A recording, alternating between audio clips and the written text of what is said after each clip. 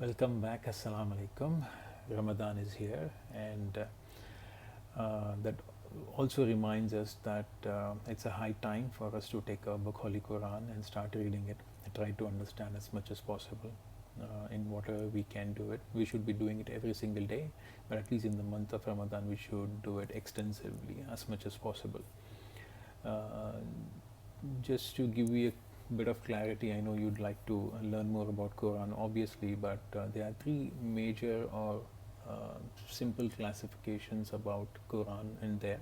If you understand this, it will be very easy for you to relate to it when you read out the Quran. So number one is where Allah gives us instructions or guidance. It's mostly about do's and don'ts of life. The message is very clear when you read the Quran. Number two is he tries to teach us something by telling stories, like story of Prophet Yusuf alayhi salam, story of Maryam alayhi salam, story of Musa alayhi salam. There is a lot to take out of these stories, which is sometimes hidden and sometimes it's very obvious. But the layers of stories, when you try to understand and connect from different verses and different chapters, might give you a different perspective and sometimes really blow your mind why Allah is trying to say all these things and why He's trying to hide something from us, and He wants us to put all the pieces of the puzzle together and try to decode the message. That is also very interesting. It's kind of a gameplay that He wants us to do it during when we recite Quran or we try to understand the Quran. And the third piece of the Quran is mostly talking about afterlife, right? About hell and heaven. Quran speaks about heaven and hell very extensively and with a lot of clarity, unlike any other holy book.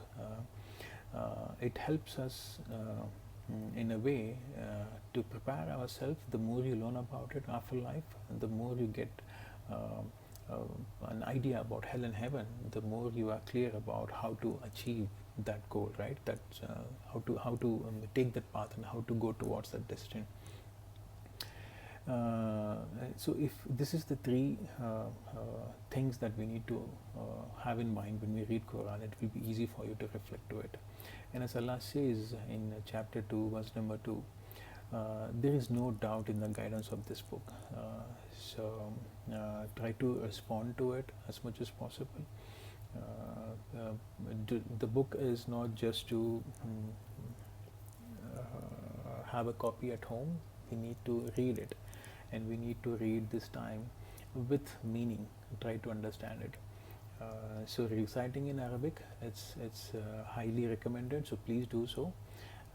Continue doing that, but not all of us are very familiar with the language, so it is also important for us to go through transliteration or translation of Quran. Now the language, now the book is available in more than 150 or any language of in the world, it's available. So please try to make good use of this opportunity, good use of this Ramadan. Try to get a copy of Ramadan. If you need some help from me, let me know. And if you think I may be of any help to make it easier for you to understand the Quran, please feel free to reach out to me. I'll be happy to do that. Thank you.